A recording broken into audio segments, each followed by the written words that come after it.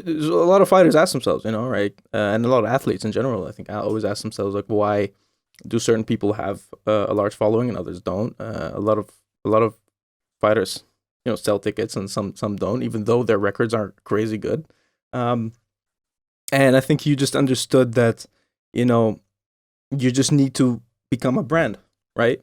You need to um, have your own, your personality needs to be showcased at all times. Do you think that fighters need to just keep pushing and highlighting their interests outside of MMA and making that part of their whole brand on social media and just playing off that in terms of Yeah, growing an it's audience? like conversation that I have like a little bit. It's sort of like when you look at combat sports or mixed martial arts, it's a different type of product that we're kind of trying to sell. We're not Hmm. selling like a whole team, which generally like a lot of the following for a team, like say football or whatever it may be, basketball, all sorts of things. People follow their team based on their region and like their geographical position. So like for us, we need to capture individuals from everywhere because we are an individual and then therefore an individual brand, which is and it's like in a sport where you really only tune in if you can kind of relate to the person or you know them.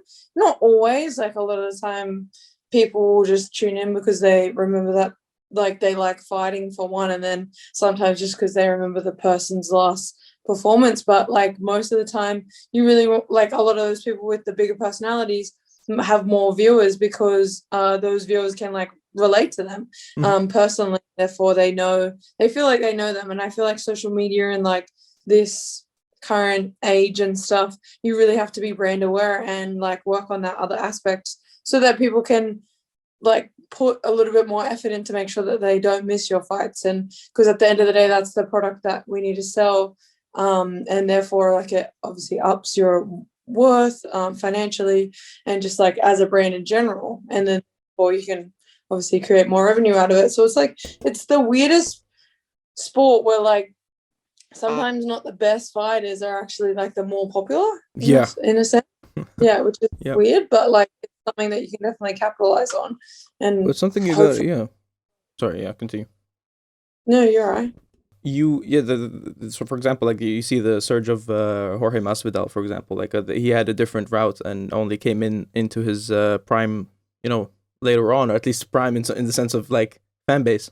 And then you have Nate Diaz, who's like win and loss. I think I don't know if he has a lot of losses on his record. Still, people are just gonna keep tuning in. And I think though you are about to, like, you're really trying, you're like figuring it out now. I think you're putting things together in terms of your fighting as well, and it's cool to have people on that journey because you're not even in your prime yet. And how do you want to like showcase sort of the journey, including because I think it's even better for your story, the fact that you showcase like the wins and the losses so that you see the whole thing and the struggle and then getting on top.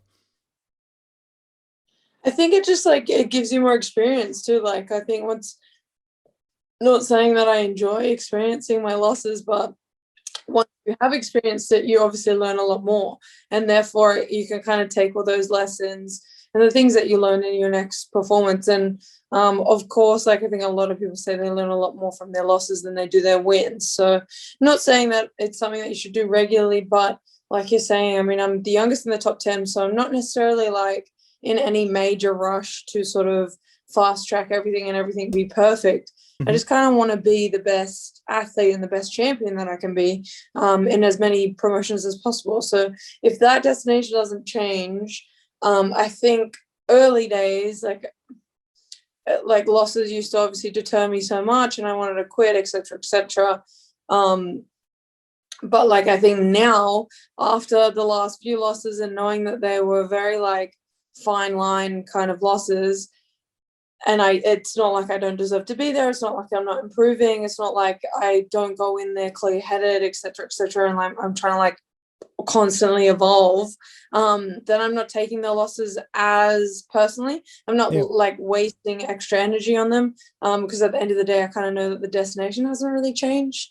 Which Right. kind of sounds like it's just like either way. I'm gonna experience highs and lows like for the rest of my life. You're never gonna like walk through life not going to experience another low. But knowing that it's coming and kind of like being able to just learn off it and then navigate it that way, I think can help a lot kind of in like moving forward and not letting it affect just general day-to-day life. Like you don't want it to kind of put you into a bad spot and then it just like kind of fester from there.